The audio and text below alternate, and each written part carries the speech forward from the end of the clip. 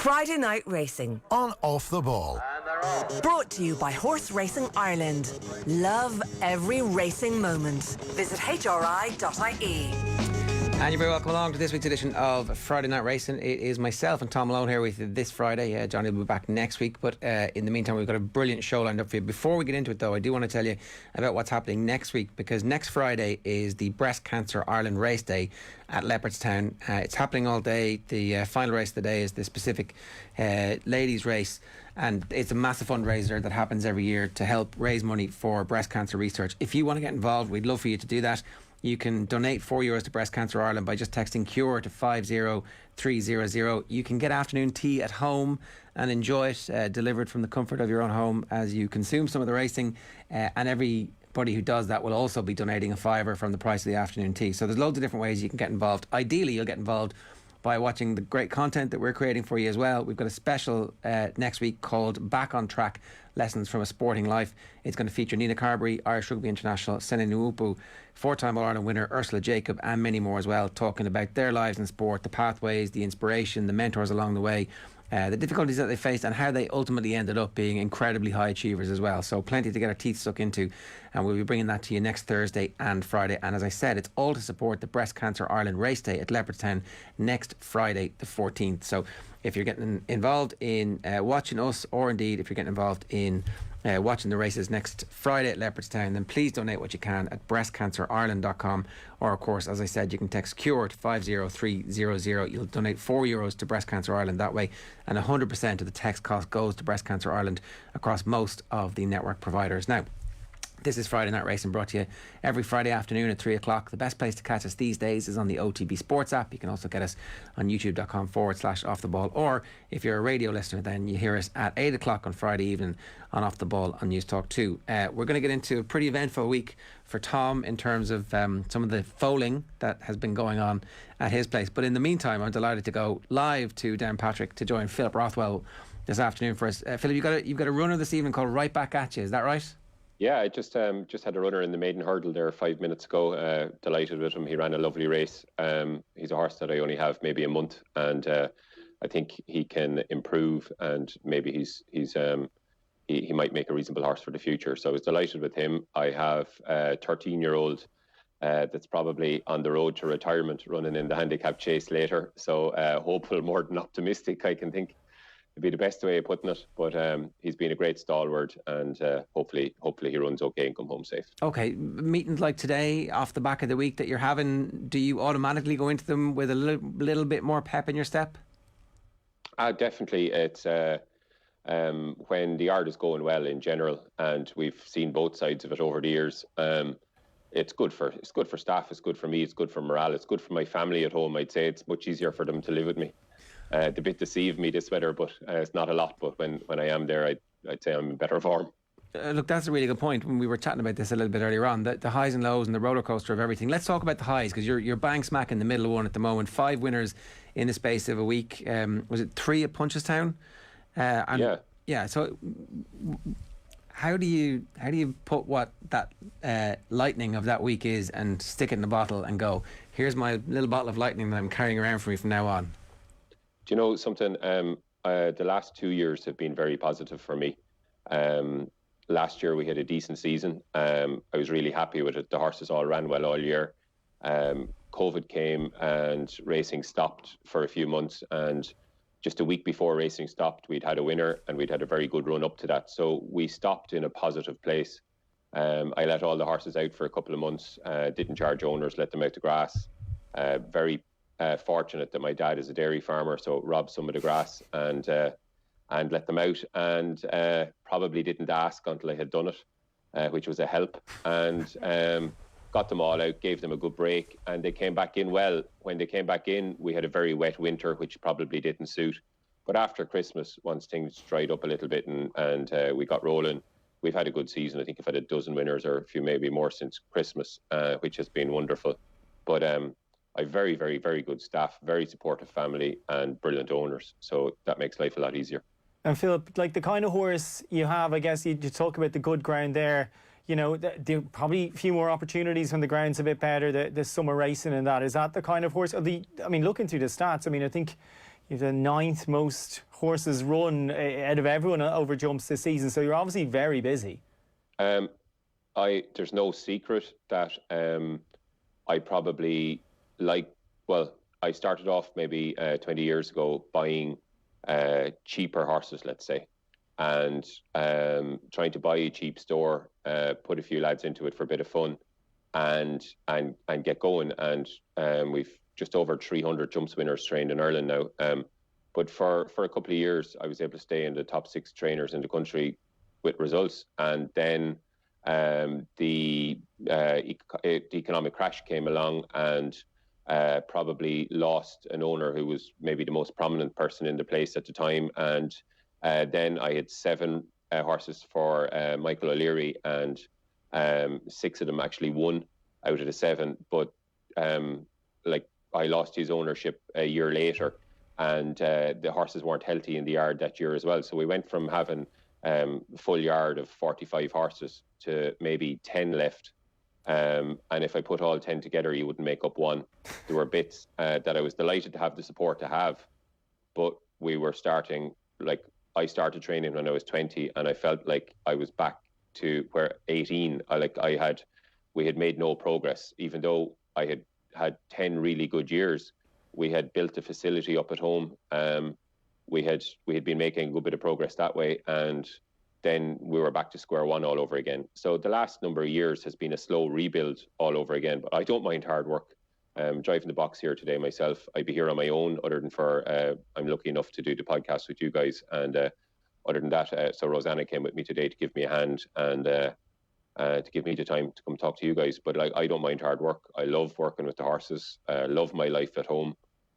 So in a good place. Can you take us back to that? Because I'm always fascinated by these stories of recovery and comeback, because ultimately that's what defines us, as opposed to the bad times in any walk of life. And when you were back down to that smaller number of horses, was there any point where you thought, okay, my dad's a dairy farmer, I'm going to have to look at something else here. I've given this a crack and it hasn't worked out for me? I've often looked at other things, but when I look at something else, I look at it with a view to supplementing what I'm doing, because whatever age I live to, I'll die galloping a racehorse. That's for certain sure. I love it. If you didn't love training national hunt horses, you wouldn't be doing it. The economic gain is not huge. The biggest thing that I worry about is that I can't provide enough for my family, that if I was doing other things, maybe it'd be economically more lucrative. Year I had friends there from school have a syndicate with me, and 1 or 2 of them came over to visit there back a year ago or more now. And they just said to me, look around you, the facility you have and the family home you have, and it's a great place to rear the kids and for the kids to grow up. And I'm very positive that way. I love where I live, and I love life at home. So as I say, that makes up for an awful lot of the stress and pressure of financial pressure, I suppose. And how did the recovery begin then? Same thing, as I say. I never seen it as recovery. I just said, I never lost confidence in what I do. I think I'm good at what I do. I was always pretty confident that I'm good at what I do. I really enjoy it. If I was starting all over again, or if one of my kids wanted to train racehorses, would I help them and maybe send them on a different path? Yes, I would. I probably branded myself early on as cheap and cheerful.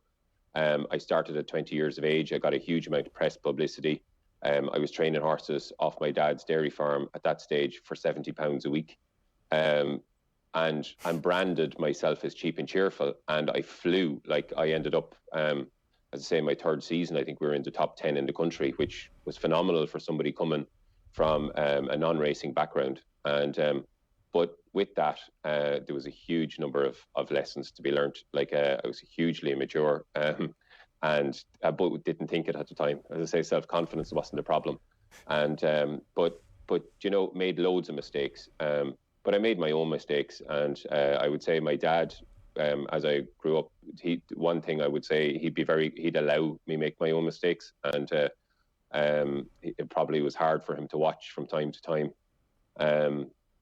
seeing some of them as time went on. But he'd allow you make my own mistakes, and I'll always sort of take that going forward with my own kids. And I think I've learned a lot, and I'm 43 now, and as I say, things are good. Yeah, Philip, you're obviously from Wicklow as well. It's not the most kind of obvious place to train racehorses. Maybe at that time, maybe 08, 09, when things were going down, was it how was it trying to get owners and just trying to get horses in? Obviously you're not near the Curragh, you're not kind of in Tipperary or anything like that. My when I started off, so I was in school in King's Austin, Dublin, and I played a lot of sports. So I loved sport. I loved rugby. I loved canoeing. I loved swimming. I loved football. I love hurling. I'm sports fanatic. And so growing up, my mum was literally a taxi driver. She brought me from one event to the next. But I also grew up on ponies, and I loved horses the whole way along. And Dad used to bring me point to pointing as a kid all the time on a Sunday. I pleaded with him to bring me to the Irish National one year, and I went, and the crowds were massive. He hated it, and I loved it. And got to I suppose transition year in boarding school, and did my work experience with Willie Mullins. Went to Ag College after school, and straight away I was up in Aidan O'Brien's in the morning when he was champion jumps trainer, and spent more time up there than in college. Just loved it, and did my college work placement in Jessica Harrington's. So I'd imagine that tells the tale. Like, I always wanted to do it. Actually, coming out of Willie's at 15, knowing that I'd love to train racehorses, when I went there, I was overawed at that stage by the level of work and the amount of facility you needed to do well at it.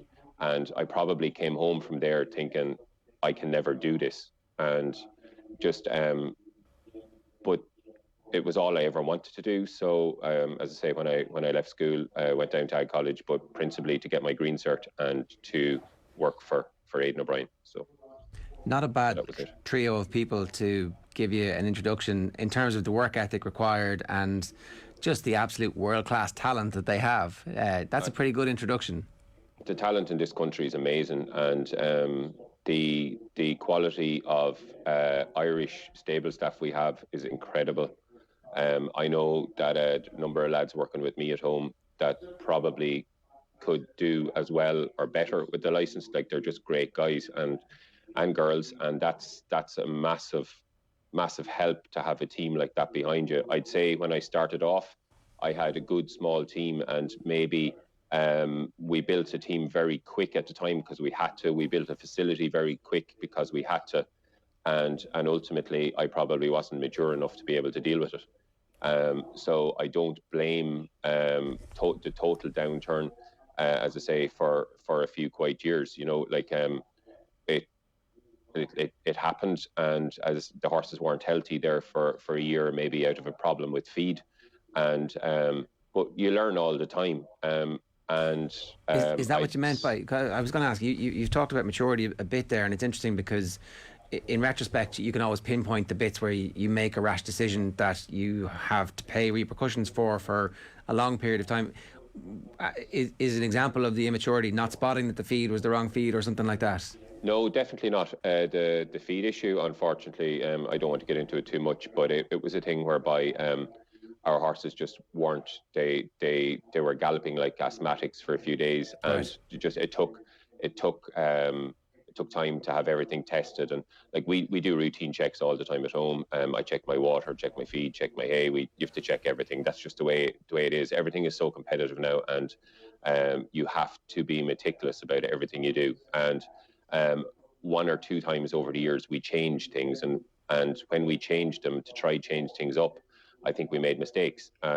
So I'm very happy with the routine we have at home. I'm very happy with the quality of feed and whatever we use now. And one massive lesson that I've learned over the years is to stop trying to change some of the things up, to keep it simple and stay doing it. Stay doing what you're doing when it's working, because obviously it's working and you're good at it. So just keep doing what you're doing.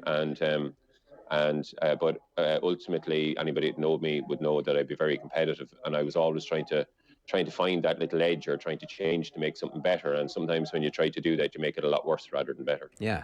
I So was going to say the other corollary of like being very inexperienced as a 20-year-old getting into the game at 43, all of a sudden you've got reams and reams and reams of experience, and you are still young enough for this to be the midpoint in your career. one horse is what we're all looking for again.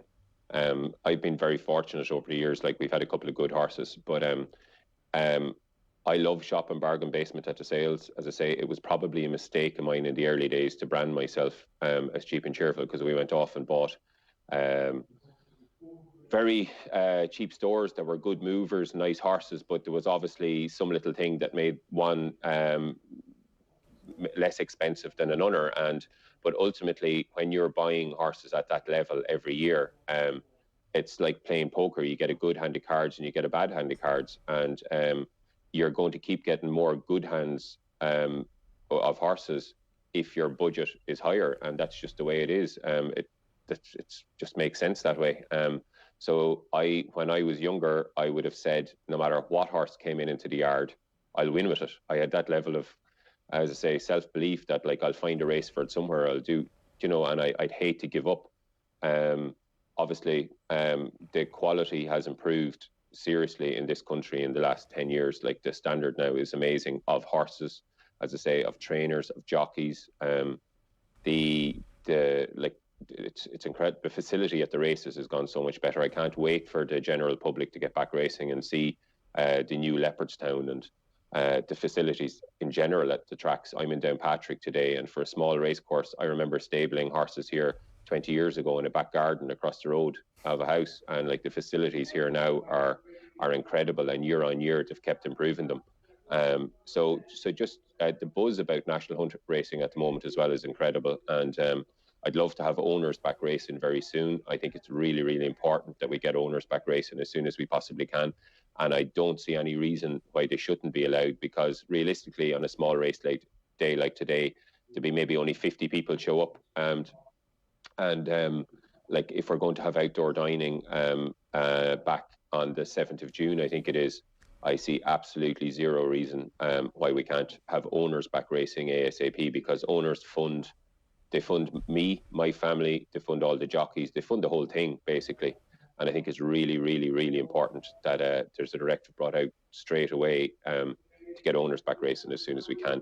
I totally accept that the general public, that big crowds, that the country has to be very careful. And I think racing in general has done a brilliant job to keep the whole thing going. And have to be very proud of our sector. And actually, I'd imagine it's getting more popular than it ever has been for the level of press we've had over the last couple of months.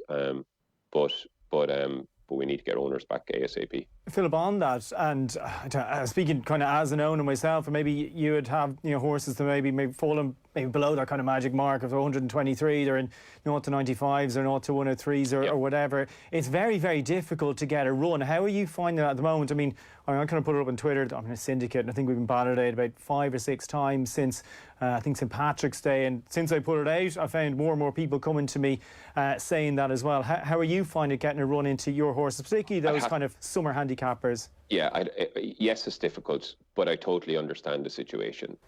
We have point-to-pointers that haven't been able to run in point-to-points, so there's an extra number of those now in the racecourse. We have a crossover between winter horses that didn't get to run and summer horses at the moment, so every horse in the country is in training at the moment. There's nothing on holidays.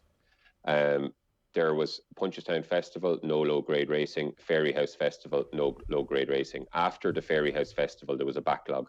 There was always going to be a backlog after Punchestown. I think HRI are doing a good job. They put on an extra race meeting or two. They're trying to sort it out. They need probably to do a little bit more, but they are trying. And then the balloting system in Ireland is very complex. And when you actually really, really understand it, they are doing their dead living best to get us runners. Now, I had a horse won a handicap luckily in Ballinrobe the other night, and I'd love to be running him again without his massive penalty in Cork at the weekend, and he's liable 88. And yes, that's frustrating, but that's the system. They're trying to do their best. And I think in 3 or 4 weeks' time, we'll have forgotten about it, because I actually think it'll get sorted out. I think a lot of the winter horses will be on their summer breaks, and I think it'll sort itself out. I think they will get a few extra race meetings on. Maybe there's the new calendar coming out for July and August. Still isn't printed, because they are actually trying their best to put on extra meetings.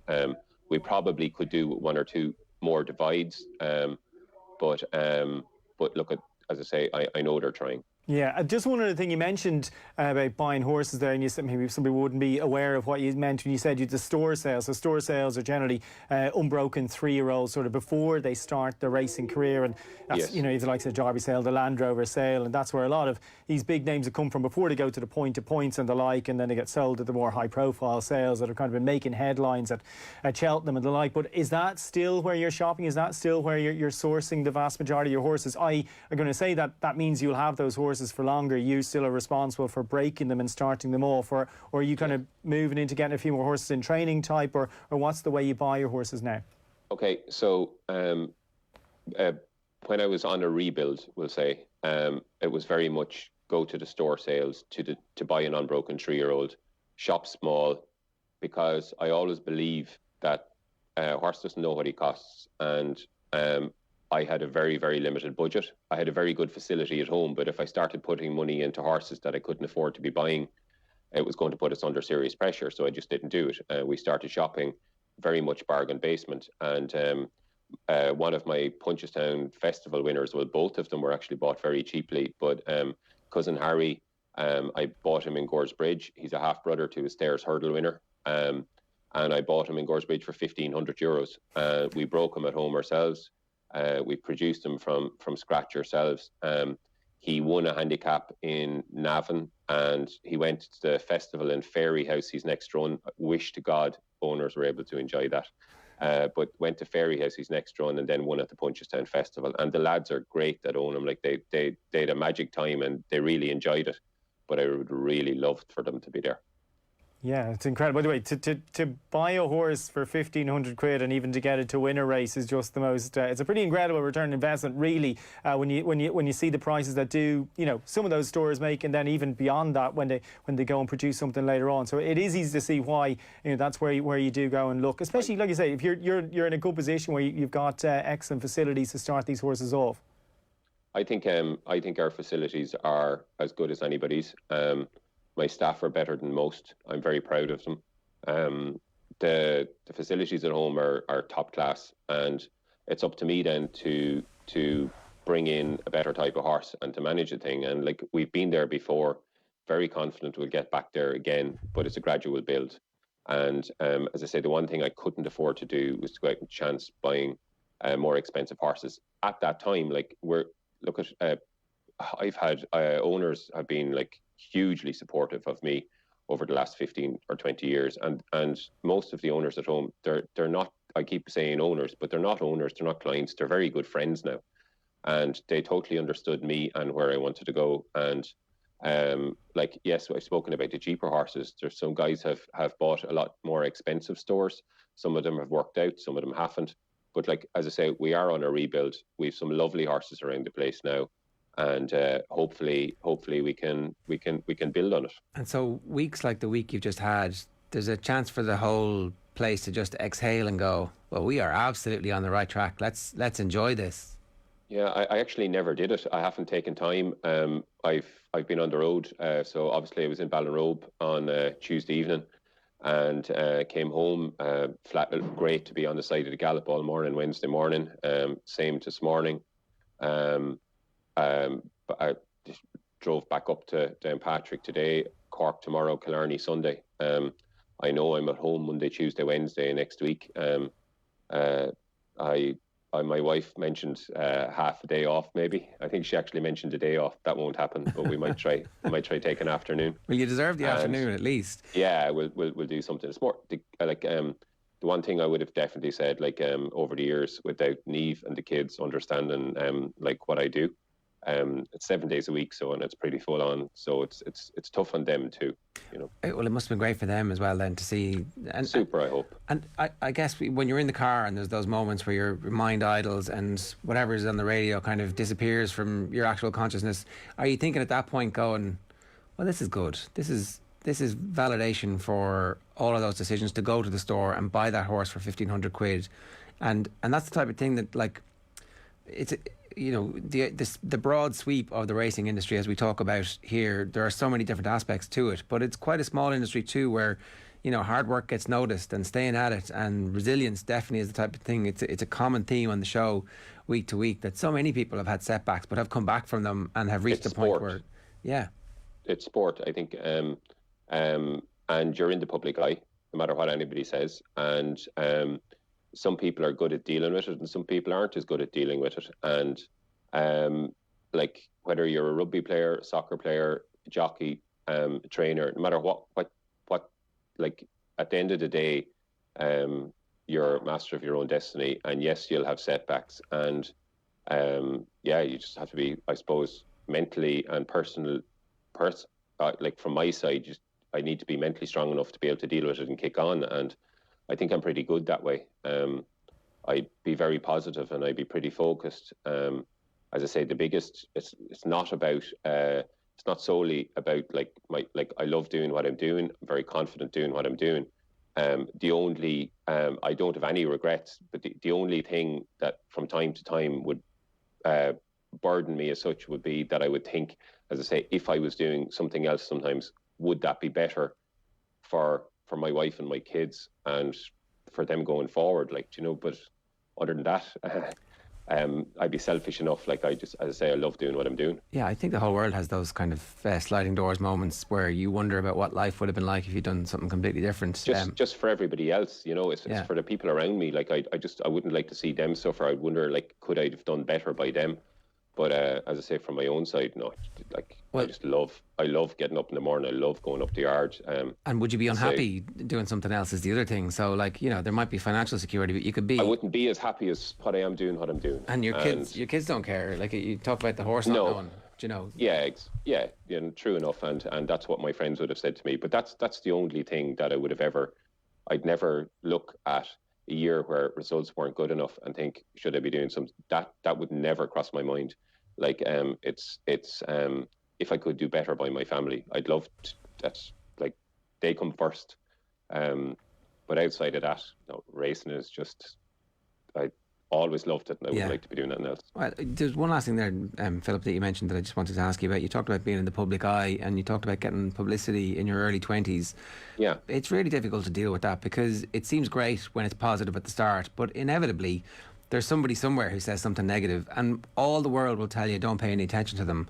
But, like, it's impossible not to stare at the shiny red light that's not positive. It's very difficult. Were you good at that immediately, or did that take a while to get used to, or how did that work out for you? No, I'd say I was good at it in the sense that as I say, I'd be self-confident that I know that I'm pretty good at what I do, and I know that over the years that I have built up a fair degree of knowledge, so much so that, like, when a vet would be called to the yard at home, he'd be called for a real reason, because you'd know yourself before they come, kind of what's wrong. And like, like from start to finish, I think I have a fair understanding of jumps racing in Ireland, and like, I live and breathe it. I don't think about a whole lot else from day to day. I just absolutely love it. And so, like, winning a 0 to 95 handicap, for me, you hear me screaming them on out on the track, like as if it was a Cheltenham Gold Cup, because I just get such a buzz and such a high out of it. It's unbelievable. I'm really passionate about it, and sometimes it's not just even for me. Like, I feel that for the people that have trusted me with their horse and the amount of money they've put in to support me with their horse, that, like, getting a result, I get some kick out of that for them. Like, I really really want to achieve for the people that are supporting me. Yeah, well, look, we're delighted. It's a brilliant story, and it obviously is coming good for you as well. In terms of the next 20 years, the next 25 years, you mentioned Willie Mullins. Obviously, there's the longevity, and we've seen so many great racing careers have that type of longevity. What do you do as those horses around the place start to come to fruition?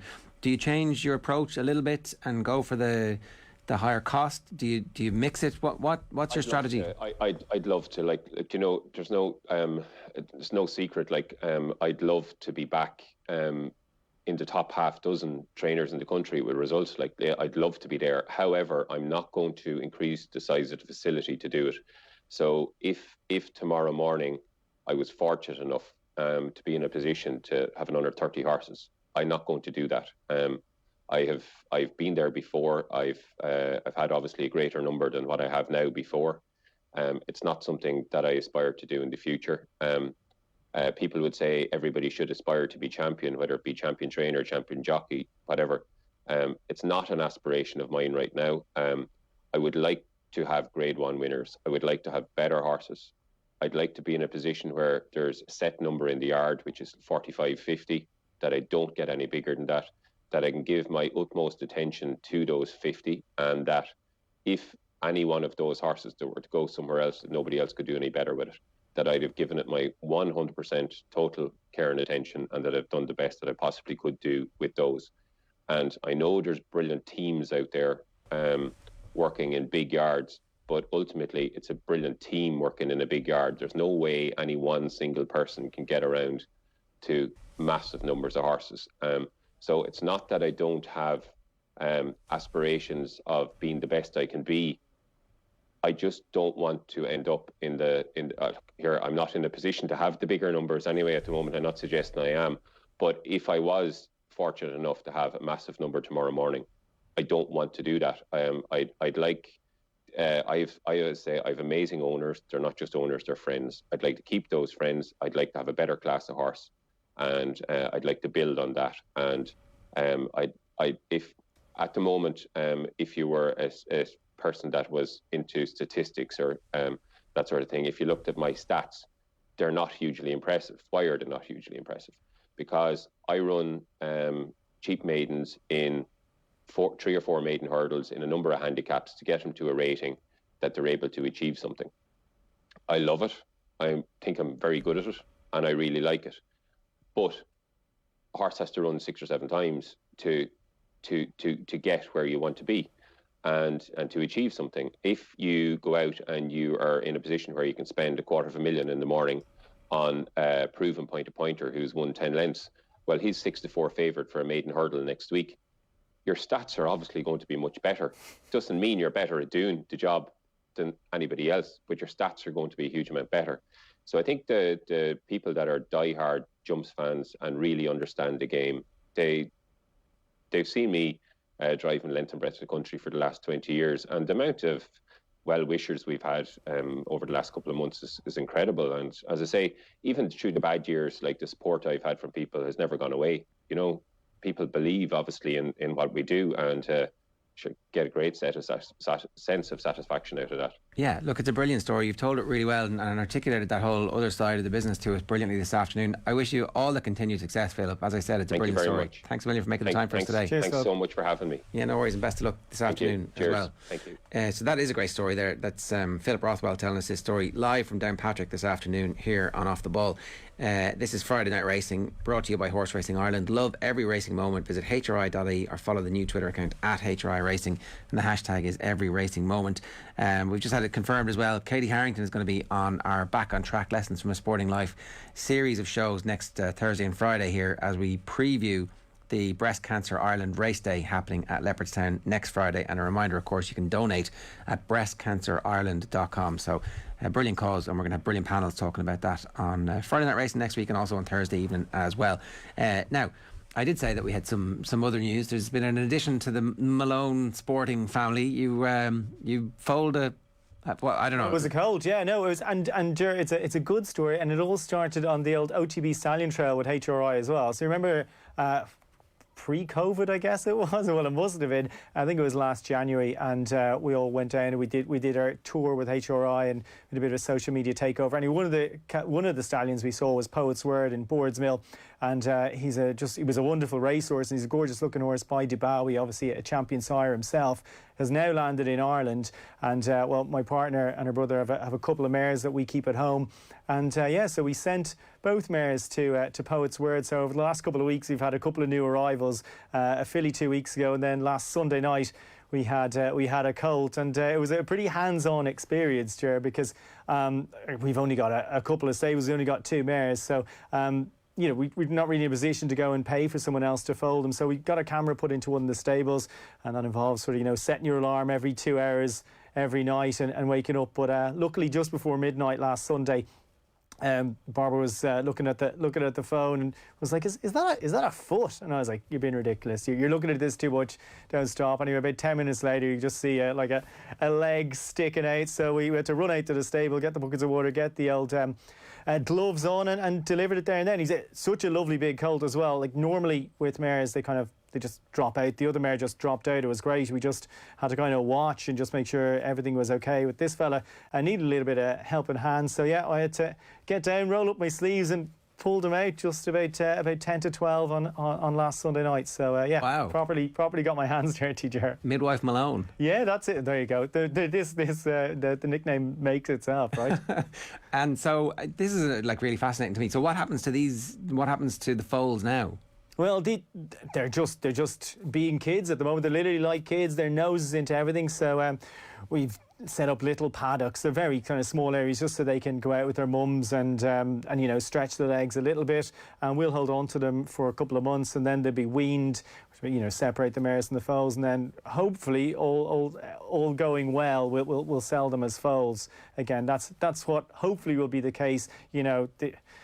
Never underestimate a horse's ability for self-harm. So, you could end up stuck with one or two. Hopefully not, hopefully not. But the colt is an absolute smasher, like I said, by Poet's Word. Huge, big colt. So it's always nice. That's always a really, really nice arrival. And the fillies are lovely. In fairness, we thought the filly was lovely, to be fair, when she arrived 2 weeks ago. But then this fella arrived on Sunday night, and he's an absolute monster. Again, I don't know his exact weight, but he'd definitely be north of 60, 65 kilos anyway, which is a very, very good size for a foal. And so they will be National Hunt horses eventually? Yeah, hopefully, yeah.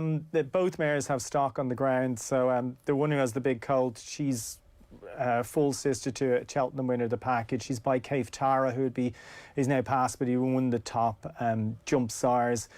She's got a couple of fellas on the ground. Picana, who won a point-to-point and sold for quite good money.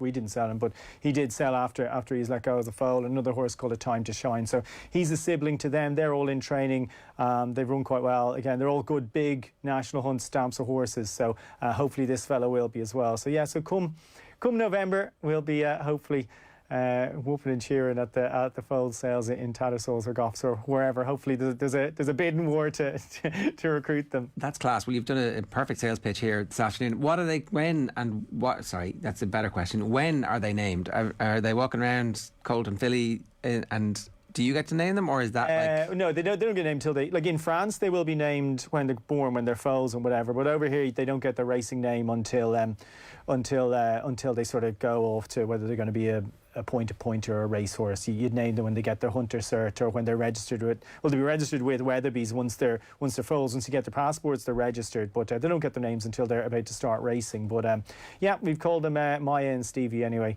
because they're both by Poet's Word. So after Maya Angelou, and Stevie Nicks has also taken the mick out of Laura Whitmore. All right, very good. Wow. Excellent. Temporary names for they those are horses. temporary names. Yeah, absolutely. No, but look, it's really cool. Like I said, the weather's getting a little bit better now, and they can just be out a little bit longer. So we got a bit of a fright with the hail and the frosts and stuff during the week. Yeah. That's obviously not ideal. So you just want to make sure they're kept clean noses. Like the vet comes the next day and checks them over, and they get a little shot to make sure they don't, a little bit of penicillin or whatever, just to make sure, keep the old bugs at bay. But yeah, they're just noses into everything and suckling away from the mums like any baby. But I mean, they're up in an hour. They're up and running around both of them were on their feet within an hour and a half, which is just kind of nuts as well. You know, when you compare it to It is to, kind to of babies. magic. Yeah, no, it's absolutely brilliant. Then you let them out in the field the next day, and they're running around.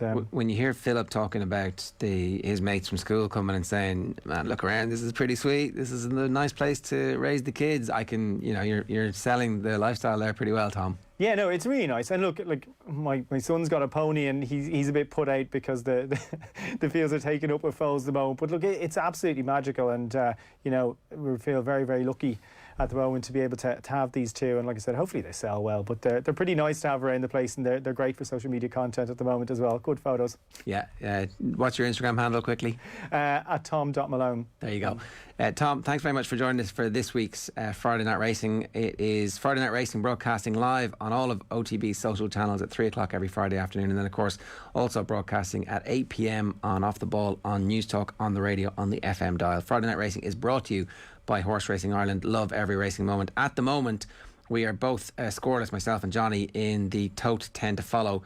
However, I do have one of my horses in action this weekend, so I would expect it's one of Aidan O'Brien's as well. So I would expect to have I've one in two. I've McSweeney in at the weekend. I actually didn't put Poetic Flair in. Poetic Flair was in my long list, and then I left him out. I also left Japan out and put Mogul in, and Japan won during the week, and Mogul got beaten last Sunday.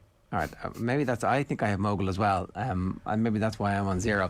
Tom, good stuff, thanks a million, and we'll see you all next week. Cheers. Friday Night Racing. On Off the Ball.